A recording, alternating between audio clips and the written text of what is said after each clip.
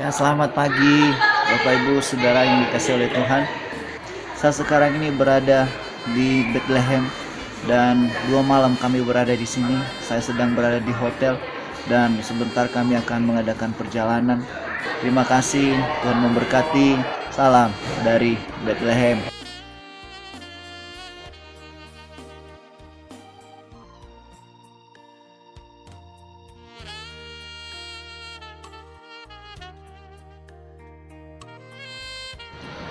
Puji Tuhan, di tanggal 2 bulan 2 tahun 2020 kami saya menginjakkan kaki di Bukit Zaitun,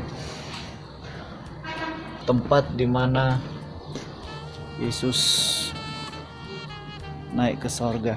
Bukit Zaitun, ini batu dari Bukit Zaitun 2000 tahun yang lalu, dan di sini ya menurut tradisi Bapak dan Ibu ada terdapat kaki Tuhan Yesus. Ya, tempat terakhir di mana dia berdiri sebelum dia terangkat ke surga. Ya. Shalom Bapak Ibu Saudara yang dikasihi oleh Tuhan. Saya sekarang ini berada di Bukit Zaitun. Sebagai tradisi dikenal bahwa inilah tempat Yesus menginjakkan kaki untuk yang terakhir kali sebelum dia naik ke sorga. Dan dia memberikan satu pesan, Bapak Ibu, jangan tinggalkan Yerusalem, sebab kamu akan menerima kuasa dan kamu akan menjadi saksiku dari Yerusalem, Yudea, Samaria, dan sampai ke ujung bumi. Ada satu pesan yang rohani yang perlu kita ingat, bahwa ketika Yesus naik ke sorga, ya, ia akan kembali dengan cara yang sama. Kalau ia naik ke sorga dari tempat ini, kita percaya juga ia akan kembali seperti ia naik ke sorga. Demikian, Tuhan Yesus memberkati. Ya, saya sekarang ini berada di gereja doa Bapa Kami. Oke.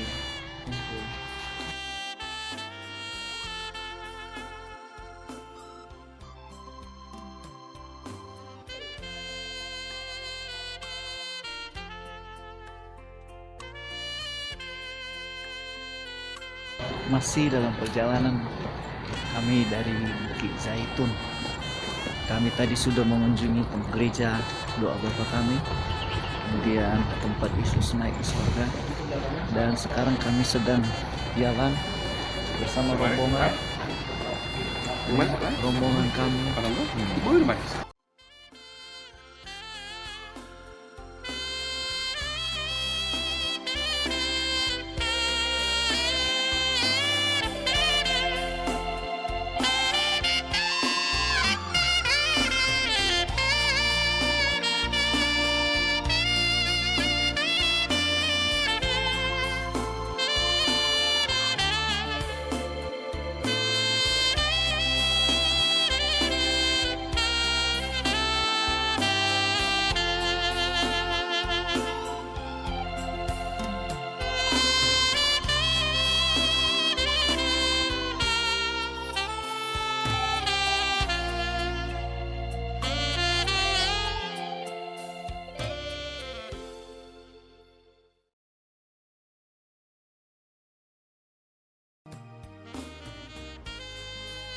Gereja dikenali dengan nama Dominus Flavit.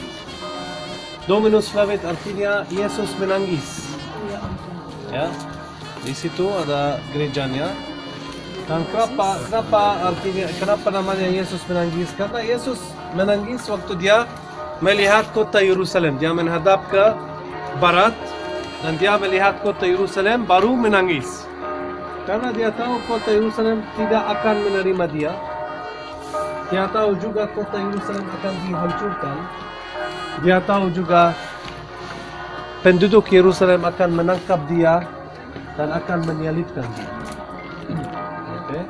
Jadi dia masih tertutup adalah gerbang elok atau gerbang golden. Waktu Yesus akan datang kembali untuk kedua kali, dia akan Buka. kembali ke Bukit Zaitun, turun lembah Kidron ini dan membuka gerbang itu elok, ya, dan masuk kota Yerusalem.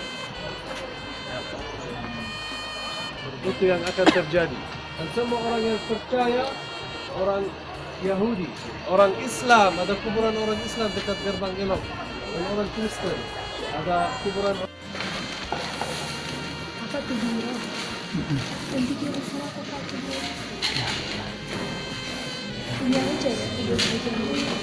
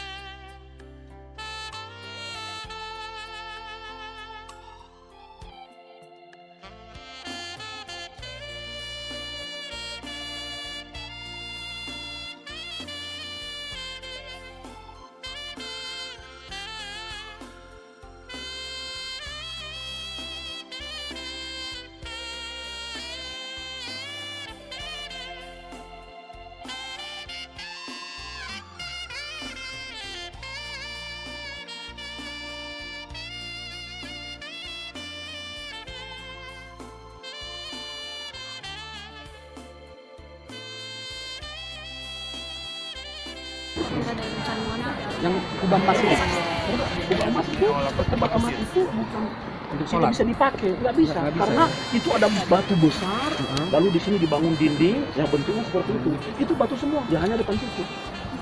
Orang Kristen. Oh, siapa saja boleh berdoa. Ya, ya ada Ya, saya sekarang berada di Taman Getsemani. Ini adalah Taman Getsemani, taman di mana Yesus berdoa. Ya, inilah tempat Yesus berdoa. Di sini tempat Yesus berdoa sampai keluhnya seperti titik-titik darah. Nih, di belakang sana kelihatan So they will come from here. tembok Yerusalem Yes. I don't know exactly which one. dan ini adalah tempat Yesus berdoa.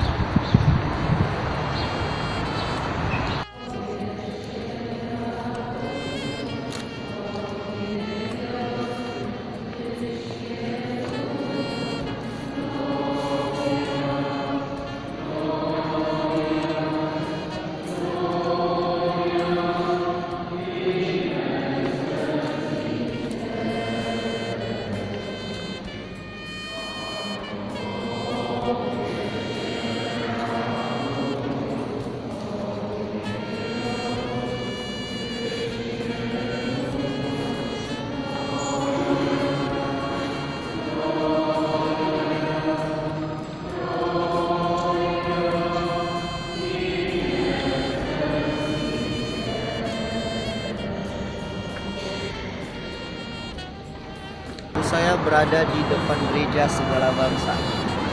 Gereja segala bangsa ada di dekat Taman Getsemani. Ini adalah gereja.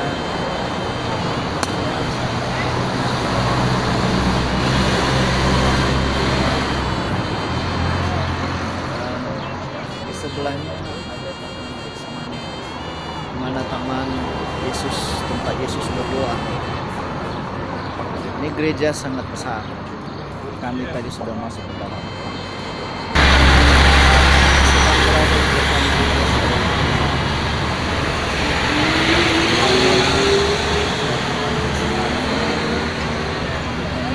Tembok Yerusalem.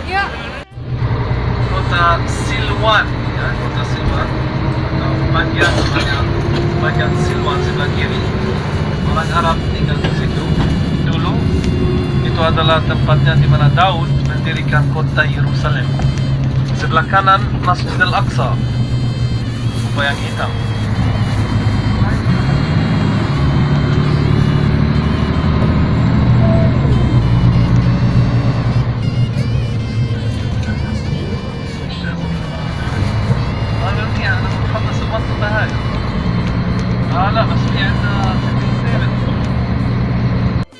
Sebelum kita masuk, tempatnya di mana diperkirakan Raja Daud dimakamkan. Ini bukan 100% benar bahwa Raja Daud dimakamkan di sini. Itu tradisi dari abad ke-12. Ada satu rabi namanya Benyamin dari Tudela, dia datang ke sini, dia menemukan satu kuburan, dia bilang ini adalah kuburan Raja Daud. Dari abad ke-12 semua orang Yahudi mulai datang ke sini dan sangat menghormati tempat ini. Kita berada di Bukit Zion. Kami sedang menuju tempat perjamuan Tuhan Yesus.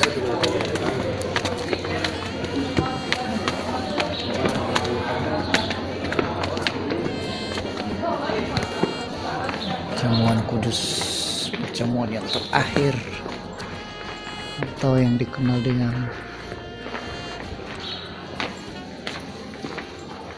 kamar loteng Yerusalem.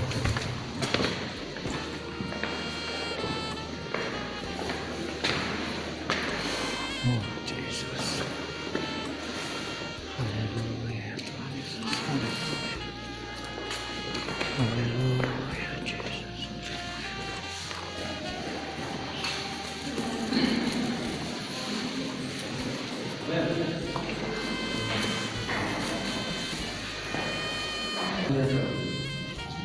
Tempat ini adalah loteng upper room. Nanti siang kita akan turun di lower. Tempatnya di mana Tuhan Yesus lahir di lower. Tapi ini upper room. Biasanya orang tinggal di sini dan lower room buat domba dan binatang. Tempat ini juga menjadi gereja ya, di sini juga Roh Kudus dicurahkan pada Pentakosta.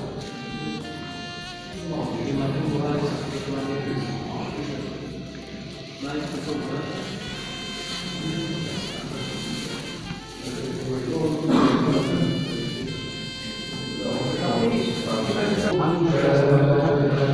Dan Roh Kudus masing-masing mereka menerima Roh Kudus. Tidak ada Roh Kudus komunal, tapi personal. Ada 120 di dalam. Mereka adalah 120 orang, masing-masing orang menerima di dalamnya sendiri-sendiri. Ya. Bapak Ibu, saya sudah keluar dari kamar loteng Yerusalem. Saat saya berdoa, saya merasakan apa? Saya membawa arti, saya kuasa kudus yang tempat ini. Saat ini kami sedang dalam perjalanan keluar dari tempat kuburan dari Raja Daud. Dan ini kami sedang menuju atau keluar dari ruang atau kamar loteng Yerusalem. Tuhan memberkati. Saya percaya kuasanya lebih besar, kuasanya dahsyat.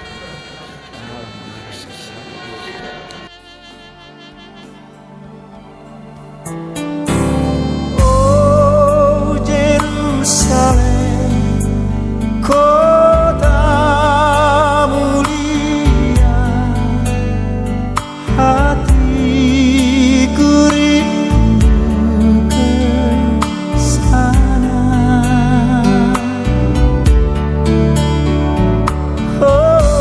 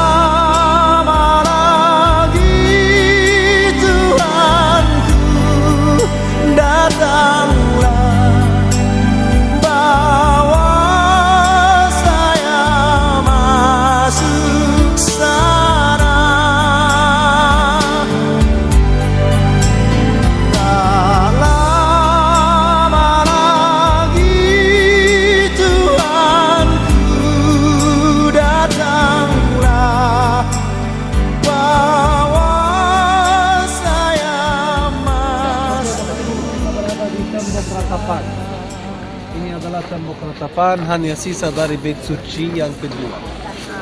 Tidak ada yang lain. Bait Suci dibangun untuk pertama kali oleh Salomo, dihancurkan oleh bangsa Babylon. Raja Nabukadnezar menghancurkan Bait Suci untuk pertama kali. Semua orang Yahudi diusir dari kota Yerusalem, jadi budak di Babylon. Baru sekitar 80 tahun kemudian mereka diizinkan untuk datang kembali dan membangun Bait Suci yang kedua di atas lokasi persis di mana Bait Suci pertama dibangun. Tapi Bait Suci yang kedua juga dihancurkan oleh Titus, Raja Jenderal Romawi, namanya Titus, karena orang Yahudi mau menjadi merdeka. Dan mereka mulai perang. Akibatnya orang Romawi masuk dan menghancurkan Bait Suci yang kedua. Sekarang hanya sisa dari Bait Suci yang kedua itu adalah tembok ini. Di tembok ini banyak orang datang ke sini, mereka memasuki berdoa, titipan doa dalam lubang-lubang tembok, ya, karena mereka masih percaya hadirat Tuhan ada di sini. Saya berada di tembok ratapan. Disinilah orang-orang berdoa, meratap, menangis.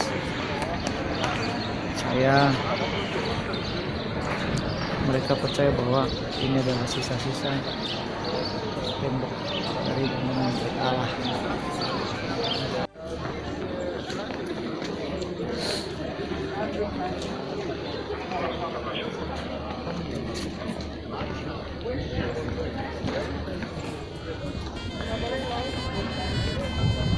Ya, kami sudah berada di depan ini masjid.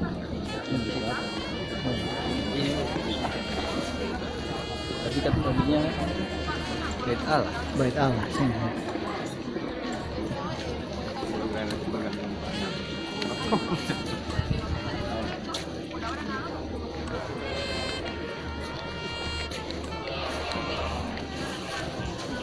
Ke surga untuk Al-Isra wal Miraj. Dan mereka membangun kubbah, Dome of the Rock. Kubbah emas. Dulu bukan emas, kubbah seperti kubbah ini, ya, besi, ya, tapi ini dilapisi emas yang bayar Raja Abdullah. Ya, salam, Bapak Ibu, Saudara. Saya sedang berada di depan Masjid Al-Aqsa. Nah, ini adalah tempat suci orang Muslim yang ketiga. Yang pertama itu adalah Mekah, yang kedua itu adalah Medina, dan yang ketiga, kedua Medina, yang ketiga adalah Al-Aqsa. Nah, ini adalah masjid yang mereka bangga-banggakan. Nah, di depan ini ada, di sebelahnya ada Masjid Dome of the Rock. Itu terbuat dari emas. Terima kasih.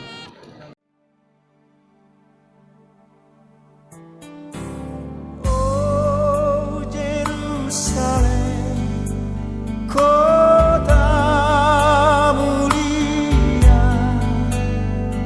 hatiku rindu ke sana. Oh Jerusalem,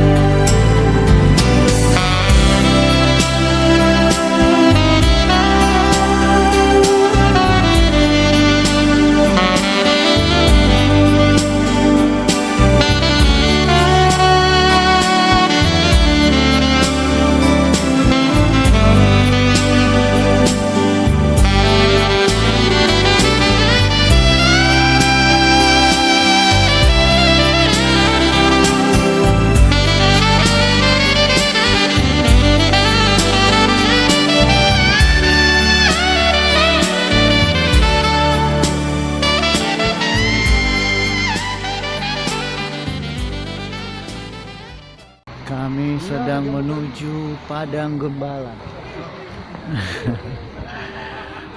Ini perjalanan menuju Padang Gembala. Kenapa disebut Padang Gembala, Bu? Tepat ininya Eh, para gembala itu. Menerima berita dari malaikat itu. Oke. Lukas pasal 2 menceritakan cerita itu ya. Dan berkata kepadanya, ayo bangunlah, jangan takut. Telah lahir bagimu juru selamat, yaitu Kristus Tuhan. Yang ada di kota Daud. Harus ke kota Bethlehem. Bethlehem ada di situ ya. Kita sekarang berada di Bet Sahur. Banyak orang Kristen tinggal di sini ya, di Bet Sahur. Ya. Mereka Kristen, warga negara Palestina.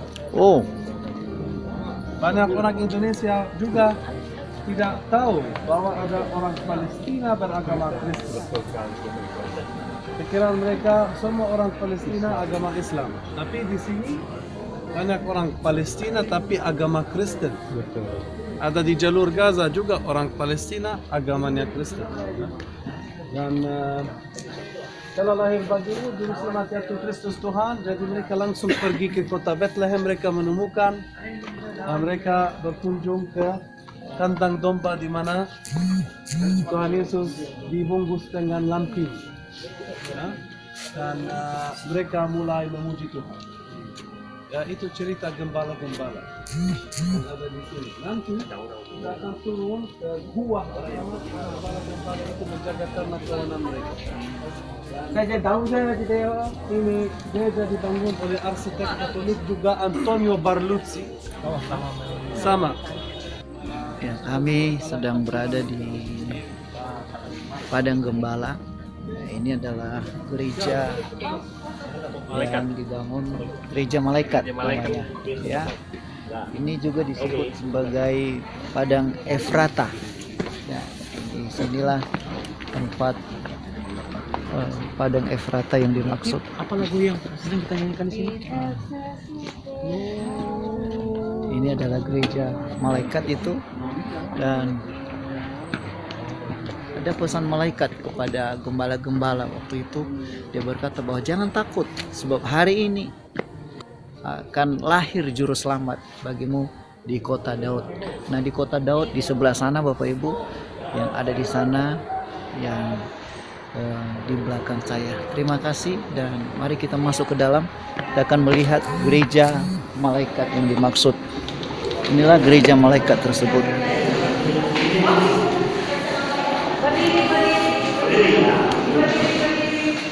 Ada beberapa simbol-simbol malaikat.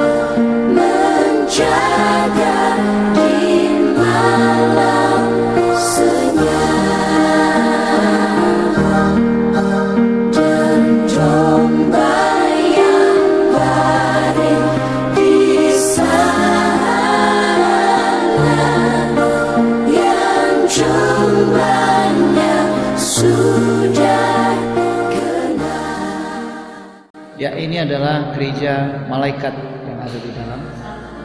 Dan dari sinilah malaikat memberikan kabar kepada gembala-gembala. Ya, gembala-gembala menjadi pusat perhatian. Kenapa? Karena mereka lah yang membawa kabar kesukaan kepada dunia. Kabar yang luar biasa. Tuhan mempercayakan kepada gembala-gembala sebagai pembawa kabar baik. Gembala-gembala adalah orang biasa. Gembala-gembala adalah orang-orang yang sederhana. Tuhan memilih gembala-gembala karena gembala-gembala ini bisa dipercaya. Gembala-gembala ini menyampaikan apa yang mereka dengar dari malaikat. dan mereka memberitakan kabar kesukaan ini. Dan ketika mereka melihat dengan benar bahwa di Bethlehem telah lahir juru selamat, maka kabar itu menyebar ke seluruh dunia dan sampai pada orang-orang yang ada di sekitar Bethlehem. Kami sedang berjalan di Padang Gembala. Ini adalah Padang Gembala yang dimaksud. Helena dan Raja Konstantin pada abad keempat Masehi, ya, karena mereka membangun tempat ini di atas gua kelahiran Kristus. Gua, Tuhan Yesus lahir di gua. Gua itu adalah kandang domba. Waktu Tuhan Yesus bersama Maria bersama Yusuf ikut ke sini ke kota Bethlehem, mereka ikut sensus. Karena kita tahu apa artinya sensus, ya? Iya. Sensus, ya? Sensus. Penduduk. Pendataan penduduk.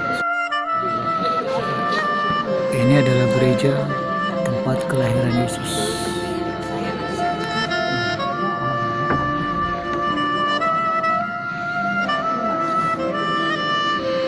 Sangat banyak pengunjung sehingga semua antri berdesakan.